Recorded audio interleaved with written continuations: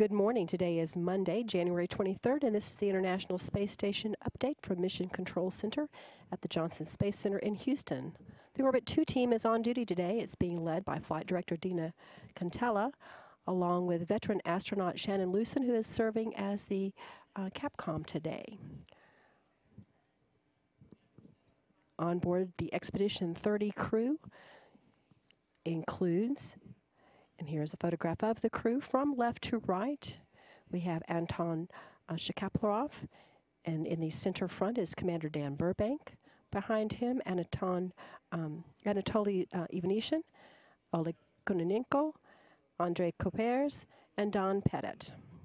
That is the Expedition 30 crew. It will be a busy week for the crew. It includes the undocking of the Progress 45 today at 4:10 p.m. Central Time. And the open hatchway of the Progress is an 88-pound mini satellite called the CHIBIS-M, and it will be deployed tomorrow to spend several years collecting data on plasma wave activity in the ionosphere. CHIBIS-M will be deployed at 5:19 p.m. Central Time, at a point in which the Progress will be 62 miles above and 7,300 miles behind the International Space Station. After the satellite is deployed, Russian flight controllers will send commands to deorbit the Progress 45 so that it can burn up in the atmosphere over the Pacific. On Wednesday, Progress 46 will launch and dock to the station on Friday evening. So today at the Baikonur Cosmodrome in Kazakhstan, the new Progress 46 cargo craft is in the final preparations for launch. It will launch on Wednesday, U.S. time, early Thursday morning on Baikonur time. Progress 46 is loaded with 2,050 pounds of propellant, 110 pounds of oxygen and air, and 926 pounds of water, and 2,778 pounds of maintenance and experiment equipment for a total of 2.9 tons of cargo. The new Progress is scheduled again for liftoff on Wednesday at 5:06 p.m. Central Time. It will automatically dock to the Piers docking compartment on Friday at 6:08 p.m. Central Time. Today, the Expedition 30 crew is conducting the 5th Spheres Zero-G robotics competition. Thousands of students will be involved in that activity today, many of those via webcast, plus several hundred are in attendance at MIT and the Erasmus Center in the Netherlands. SPHERES stands for Synchronized Position, Hold, Engage, Reorient Experimental Satellites, and these satellites are 3 8-inch diameter miniaturized satellites, and they can operate in a number of environments, including the International Space Station.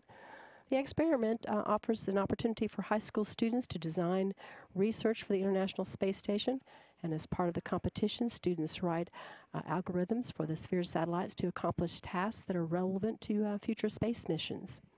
Each year the game changes, and this year the MIT group, in an effort to encourage cooperation with the players, between the players, created a fictitious scenario where 2 satellites need to mine for a new source of energy at 2 asteroids.